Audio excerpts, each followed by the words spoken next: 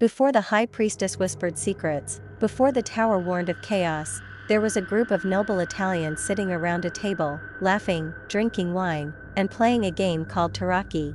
What happened between then and now is a tale of mystery, magic, and a little bit of marketing. Hi, I'm Maria, from Maria, the Tarot Resource. Welcome, and welcome back. These messages are shared in the spirit of exploration and wonder. I'm not a professional tarot reader, just a fellow seeker on the path, inviting you to discover with me. In today's video, we're unraveling a story that might just change how you see your tarot deck. What if I told you that the tarot, this powerful tool used for guidance, spirituality, and even magic, started out as nothing more than a party game? Yes, tarot was once closer to Monopoly than to mysticism. Sounds impossible? Stick around, because this story goes way deeper than you think. It all began in the 15th century in northern Italy. The tarot cards we now see as mystical symbols were originally created for the Italian nobility, not for fortune-telling, but for a card game called trionfi, later known as tarocchi. Imagine attending a lavish party in 1440, and instead of playing poker, you're dealing hand-painted cards featuring emperors, lovers, and death, not as omens, but as game pieces. These cards weren't just functional, they were masterpieces. Artists spent hours gilding them with gold leaf, illustrating each one with elaborate scenes that reflected the values and culture of Renaissance society. The suits? Cups, swords, coins, and staves, echoing the medieval world's own social and spiritual order. For the wealthy elite, owning a deck was a sign of status. Playing tarocchi wasn't just entertainment, it was a performance, a cultural moment, and sometimes even a political statement. At that time, the cards told stories, but not of the future. They told stories of art, power, and the elegance of courtly life. So, when did the tarot become mysterious? Fast forward to the 18th century, Europe was swept up in mysticism, alchemy, and the occult. Enter Antoine Court de Gebelin, a French writer who claimed, without any real evidence, that the tarot was actually an ancient Egyptian book of wisdom, hidden in plain sight. He believed the tarot held the secrets of the Egyptian god Thoth, and that it was a repository of ancient knowledge. It was a bold idea.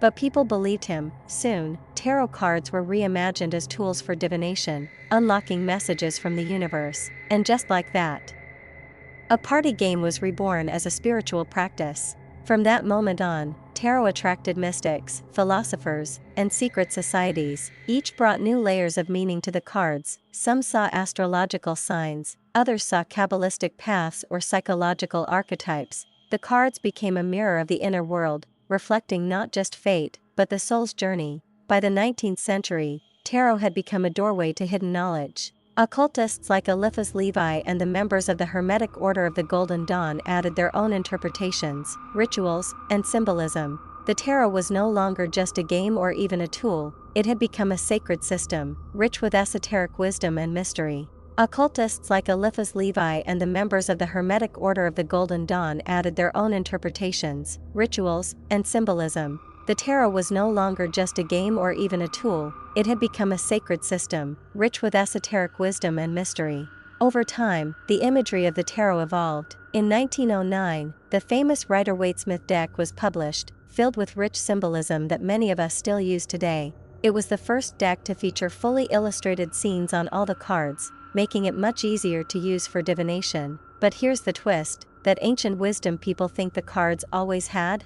It was added later, layer by layer, by different people, each with their own intentions. What we now call tarot is a beautiful fusion of art, myth, psychology, and mystery, and it reminds us of something very human, our deep need to find meaning, even in something as simple as a deck of cards.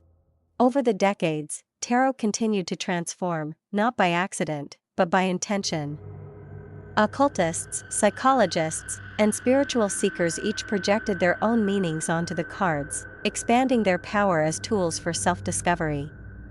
What once was a game became a mirror of the soul. Today, the tarot is more alive than ever. It's found in therapy sessions, YouTube readings, modern art, and even apps. Whether you believe in destiny or just love a good story, tarot invites you to reflect, explore, and connect with the universe, or simply with yourself. Tarot never truly died as a game. From the villages of Provence, where French tarot is now France's second most popular card game, to international tarot tournaments in Austria, Hungary, and Slovenia, people still sit down to play tarocchi, Sigo, and Ottocento with the same cards you read for divination. It's a living legacy that proves tarot spirit is as playful as it is mystical. And while mystics searched for cosmic meaning in the cards, others simply kept playing. Tarot never truly died as a game. From the villages of Provence, where French tarot is now France's second most popular card game, to international tarot tournaments in Austria, Hungary, and Slovenia, people still sit down to play tarocchi, Sigo, and Ottocento with the same cards you read for divination.